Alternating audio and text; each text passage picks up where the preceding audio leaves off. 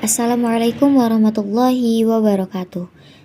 Perkenalkan, nama saya Anissa Rahayu. Saya dari Prodi Komunikasi Penyiaran Islam Universitas Ibnu Khaldun Bogor.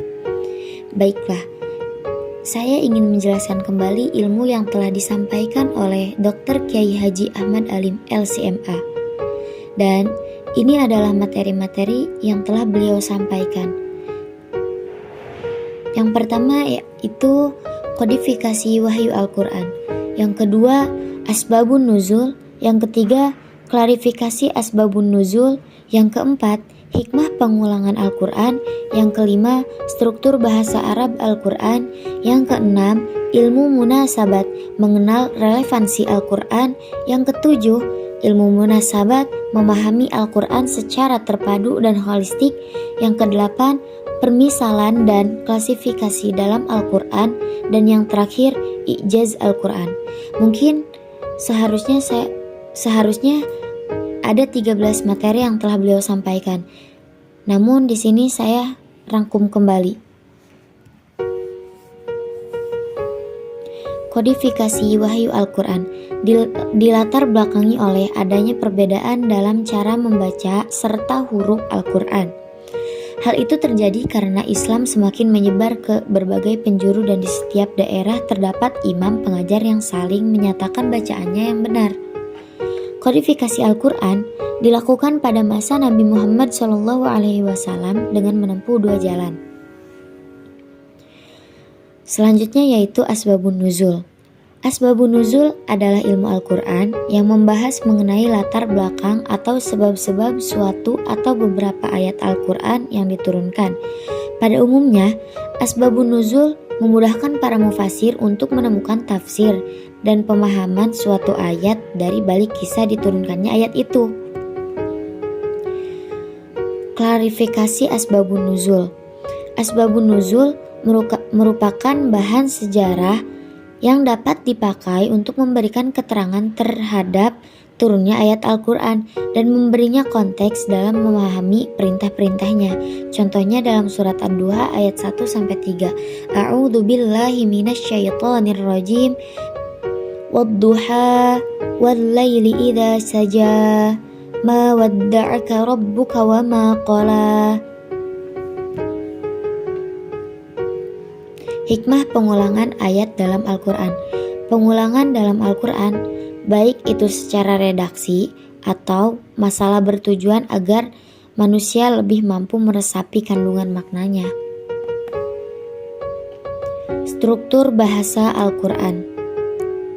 Bahasa Arab adalah bahasa yang digunakan kitab suci. Sesungguhnya kami jadikan Al-Quran itu berbahasa Arab supaya kalian berakal.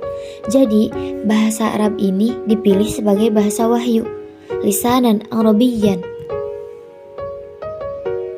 Selanjutnya yaitu ilmu munasabat. Yang dimaksud dengan munasabah ialah sebuah konsep di dalam ulumul Quran yang membahas tentang pemahaman makna ayat secara komprehensif dengan menghubungkan antara ayat-ayat sebelum dan sesudahnya, antara pembuka ayat dan penutup ayatnya, dan antara ayat dengan nama surah yang menjadi tema sentralnya.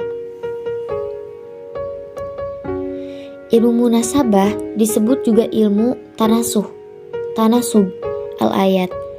Ilmu tanasub al-ayat adalah ilmu yang menerangkan persesuaian antara suatu ayat dengan ayat yang sebelumnya dan dengan ayat yang sesudahnya. Secara harfiah, kata munasabah berarti perhubungan, pertalian, pertautan, persesuaian, kecocokan, dan kepantasan.